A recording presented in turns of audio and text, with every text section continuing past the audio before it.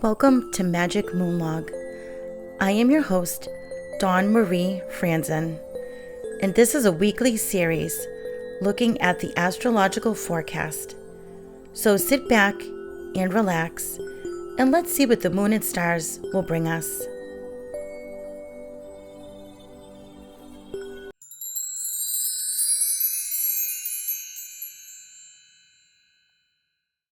Hello everyone. Welcome back to Magick Moon Log. So I'm going to briefly talk about the weather. Just because it's been so crazy. One day it'll be nice out, like 70 degrees, sunny, warm. And then the next day it's overcast or raining or 50 something degrees. I guess I can't complain that we haven't been getting snow. So hopefully that's done until the winter. So yeah, it's just been really crazy. And it's like you don't know how to dress. And I've also noticed that pollen has been out. So if you have allergies, like seasonal allergies, you're probably sneezing and sniffling just like I did, although I edited out of the video because you don't need to see me sneeze or hear me sneeze if you're listening to this on the podcast. But yeah, the seasonal allergies, we actually just recently got an air filtration system for our home. Nothing big, it's just a small one, but we're just hoping to minimize dust and everything like that, you know what I mean? And of course, when you open the windows and you have that pollen coming in or whatnot, that could cause problems as well. I don't really get allergies too bad. I think one year when I was living down south for a little while, I got it really bad because the pollen down there is ridiculous. I mean, everything would be covered green. It looked like it snowed except it's green. I mean, literally, honestly. So yeah, that was a little bit ridiculous, but yeah, so I had really bad allergies, I think the first year that we lived there, because I wasn't used to all of it, you know what I mean? And living up here in New England, we do get it, but it's not nearly as bad. But some people who have been living up here all their life that have seasonal allergies tend to get it really bad. So it all depends, And of course, the warmer weather, you do the more outside activities. Like I like to go for walks, especially on my lunch breaks. And then we have like the kids' sporting events, everything like that. So yeah. And then of course, roller coaster season is coming. So, we'll be out there at the parks, guaranteed. All right. So anyway, let's get on with our Astrocast from May 11 to 17. On Saturday, the moon is still in its first quarter phase. The moon is quincunx with Pluto at 2:57 a.m. The moon is square with Mars at 2:36 p.m. I'm just going to put the microphone a little bit closer. On Sunday, May 12th, Happy Mother's Day! Mwah, mwah, mwah, to all you moms out there. Yes, and especially to my mom, who is the most amazing person in the world. I love you so much. And I have 3 kids of my own too. So I'm a mom as well as a grandmom, but that's for another day. So I have 2 daughters and a son. My 2 girls have both been guests on this show. So you might have heard them on here before, Darcy and Julia. And plus I've mentioned them before too. So, but yeah, they're all grown up. My son is my youngest and he's 24. Ah, it's crazy. I know. The time goes by so fast, especially when you're a parent. It's crazy. So yeah, I have enjoyed motherhood. You know what I mean? And I still, to this day, my kids are my babies. You always, as a mom, and as a dad too, but since we're talking about Mother's Day, moms, as a mom, you worry about everything. Everything. All right? Even when they're adults, it doesn't change. It doesn't stop. Okay? It doesn't happen so much anymore, but because we're all living close in proximity now. But when we were kind of living apart for a little while, and I didn't hear from one of my kids for a few days or whatever, I panicked. I would be like, oh my gosh, what happened? What happened to them? You know what I mean? And I mean, that's a little overmuch, but it does happen. You can't help it, you know? And then of course, when you have grandkids, you worry about them. You're happy about all their accomplishments, always. Their achievements, their milestones, everything that they do. But you do worry about them too. I am very proud of my children. I will have to say, they're all very successful, more successful than I am, which I have no problem saying that because I am proud of the fact that they are hardworking people and they earn their money, they earn what they have. Okay, they're great people. They all have good heads on their shoulders. The only thing I could say about my son is I wish he was more family oriented like the rest of us, but he does his own thing most of the time. But yeah, my kids, you know, they know that they can always come to me for anything. I mean, we have talked about everything. And I listen to them without judgments and without, you know, a lot of criticism. I mean, if they want my advice, I'll give it to them. But if they just want me to be a sounding board, I'll be a sounding board. I've always been very supporting and comforting of my children. Am I Mother of the Year? No, probably not. But I love my children more than anything in this world. And I will always be by their side. You know, that's just the way it is. And my mom, I could talk to my mom about anything. Have I talked to her about everything? Not when I was a teenager, but no. But, you know, she is the type of person that she's very truthful, okay? If she doesn't like something, she'll tell you. But she doesn't do it in a mean way. You know, like when I was a teenager, getting back to when I was a teen, when, you know, the boyfriends that I had, she would have no qualms about telling me what she didn't like about them. And it wasn't because she was trying to be mean. And it wasn't because she just didn't want me to have a boyfriend. You know, she tells it like it is, like she sees it. And of course, as a teenager, you're like, yeah, right, whatever. But then after something happens, and it doesn't have to be anything really bad, I'm just saying, something happens and you break up with the guy or they break up with you, whatever the case may be, and you realize, my mom was right. Holy cow. So I really trust her judgment. I'm saying judgments, even though she doesn't really judge, you know what I'm saying? But you know what I mean, you get the drift. And yeah, she means the world to me. Everybody loves her. I mean, she's always had a lot of friends. You know, not that she's hanging out at the clubs all the time or anything like that, but no, she, like all my friends growing up called her mom. They loved her that much. You know what I mean?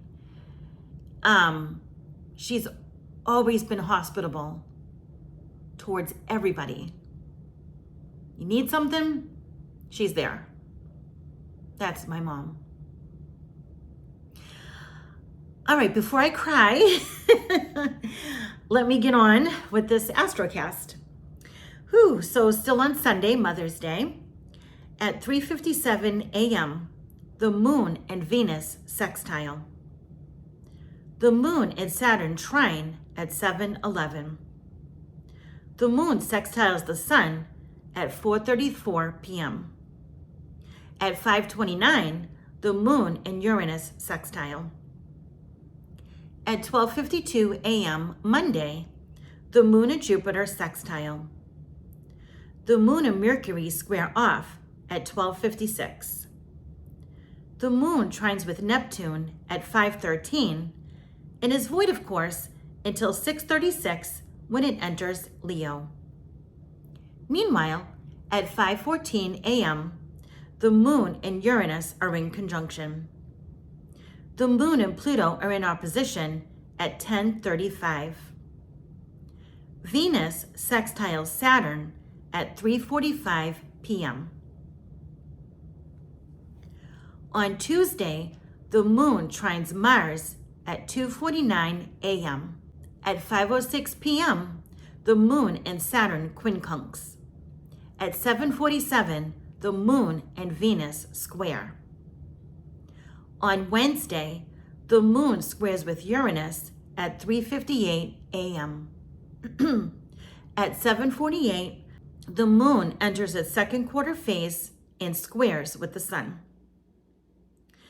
At 12:41 p.m., the moon squares with the sun and is void, of course, until 5:33 p.m. when it enters Virgo. Meanwhile, at 1:05 p.m., Mercury enters Taurus. The moon and Neptune quincunx at 4:12. The moon and Mercury trine at 6:04. At 9:42, the moon and Pluto quincunx. At 6:48 p.m. Thursday, the moon and Mars quincunx. On Friday, Mercury squares off with Pluto at 3:44 a.m. At 5:48, the moon and Saturn are in opposition. The moon trines with Venus at 3:15 p.m. And then the moon trines with Uranus at 4:53. All right, what does it all mean, right? That's just a shopping list full of things. So on Saturday, you may feel impulsive. You might feel affectionate on Mom's Day. How convenient. Be affectionate towards Mom. And as well as being inventive. During the beginning of the week, you might feel cheerful and romantic. Have high hopes and daydreams. There may be a chance for a new career opportunity. You could experience harmony. You might want to check in with your emotions, though. And take time to relax with friends. You might need it with those emotions. Midweek, you could experience eccentric behavior. Try not to force matters, but make sure to make those decisions. Towards the end of the week, you will want to be direct. Don't worry if you make some minor mistakes. You can make some original, beautiful purchases. Now, when Mercury is in Taurus, and this happens on Wednesday, when Taurus hosts Mercury in its house, it usually indicates that they are confident and practical. And the key words are practical and refined. Magick Moon Log is sponsored by Life-Changing Energy. They've got yoga outfits and all kinds of other clothing, jewelry, and healing tools. Take an online course. I took my course with Vicky Gold and am now a certified crystal and chakra healer. Please visit lifechangingenergy.com and use the promo code MAGIC7, that's magic with a K, number 7, for 7% off your purchase. And now back to the show. All right, so let's get on with the spell of the week, which is Light the Flame. And I know I mentioned this time and time again, but if you are on the Facebook page, you will notice that I try to do it on Tuesdays, but sometimes it doesn't happen right away. So before this, though, I tend to put the ingredients that you would need for the spell of the week. All right. So Light the Flame, and it's for Wednesday, May 15. And the color of the day is brown, and the incense of the day is honeysuckle. My favorite day of the week is Wednesday. And this isn't me, this is the author writing this, by the way. As a Gemini, which is ruled by the planet Mercury, I find Wednesdays are good days for doing business, communicating with others, and getting things done. Fueled by the power of Mercury and its lightness and swiftness of being, this day can give your works an additional boost. Of course, there is always the perpetual angst of Mercury retrograde occurring, but don't let that stop you. Just pay extra attention to what you need to do and get going. For this spell, you will need Florida water, a red candle, a fireproof candle holder, a lighter or matches, a mercury dime, available online or through coin shops. Wipe the candle upward and then downward with Florida water. Allow it to dry and place it in the holder. Safely light the flame. Set the mercury dime before the candle. Visualize the wings of Mercury effortlessly carrying you, helping you to succeed in your goals. Allow the candles to safely burn out. And that was written by Naya Lightfoot. Awesome. All right. Now for the everyday spells card. And this one is a karma cleanse. To release negativity, try this spell on a Saturday night, tonight, Saturn's Day. Take a white candle and anoint it. Peppermint oil works well. While doing so, concentrate on your wish to release the negativity brought into your life by karma. Light the candle and chant. I wish to be free from your old deeds. I surrender myself to the divine grace, asking all my mistakes to be undone and all my bad karma to be cleansed. Blow out the candle when done. All right, and now for the oracle, and I'm drawing from Moonology. And I don't think I've told you the author in a while of this deck of cards. Yasmin Boland is the author of the cards in this deck, and the artwork is by Nix Roman. So let's get the book out, and let's first of all move that out of the way. Like I said before, I don't give myself enough room. Just minimal amount of space that I'm working in right now. And here are the cards. And I'm going to give them a good shuffle. And I'm not the best shuffler in the world, but as time goes on, you do get better. And you want to try to make sure these cards are getting mixed in. That you're not just, putting them all in the front. You want to make sure you get them in the middle and everything like that. And I don't like to do the bridge with these cards, as I mentioned before, because I just don't want them to bend. But you feel free. If that's how you shuffle cards and that's how you feel comfortable and everything like that. Now, I will show you, well, maybe I plan on doing a video on divination. I know I've done a video before in the past. I'm going to keep shuffling. But I want to do another video, talks about divination more in depth for each thing. And one of the things, of course, will be the oracle card. So be on the lookout for that video or that episode, because I'm going to plan on releasing it sometime this month. So the card I've drawn is A New Start is Coming, and it's in the new moon section. So I gotta look up new moon. All right, where are the sections here? It's the first one.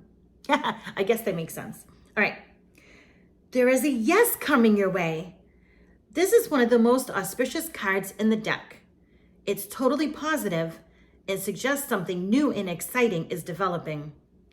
The situation you're asking about is blessed, and you are on target to achieve your goals. The message from the universe is that you're starting all over again in some way. Now, didn't I say that one of the things that might be happening this week is starting a new career? So those of you in the job looking field, maybe this could be for you. All right, where was I? The message from the universe is that you're starting all over again in some way, be that on a new or better course, or just feeling more positive about achieving your desired outcome. If you've been feeling stagnant, this card reminds you that life goes in cycles, and you're moving into a new cycle now. This is the time to wipe the slate clean.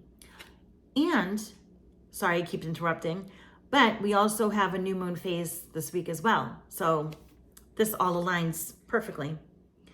If the situations you asked about has become toxic, either that will clear up now or something totally new and fresh is on its way. The Attuned to the Moon says, I'll see it when I believe it. And additional meanings for this card. A new start is on the way. You will soon start to feel more hopeful about getting what you want. Your belief that your dreams can manifest is working well. Forget about the past. Good advice. And the teaching says, the new moon marks the start on the waxing cycle and the midpoint of the dark moon. It's a dark and veiled time, when the moon is invisible, in a time of rebirth. It's a time that witches do their work, making wishes and laying down intentions for the new cycle. An intensely magical time when it's easier to pierce the veil to other worlds.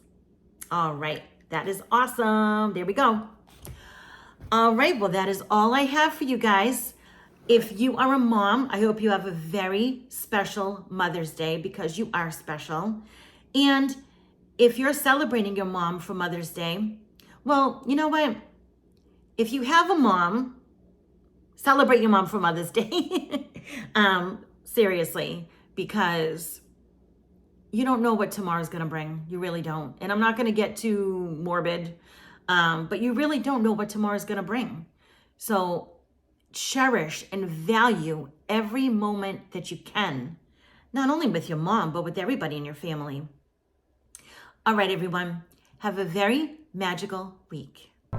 If you like this episode or show, please consider going over to Apple or Spotify to give me a rating and review. It will really help with the algorithm of the show. Share with your friends and follow me at Witch Magic on Instagram. You can also join us on the Witch Magic Facebook group. If you would like to support the show even more, you could check out my Patreon and Ko-fi pages and join the tier of your choosing and budget for extra perks, as well as helping me maybe get a cup of tea. Thanks, everyone.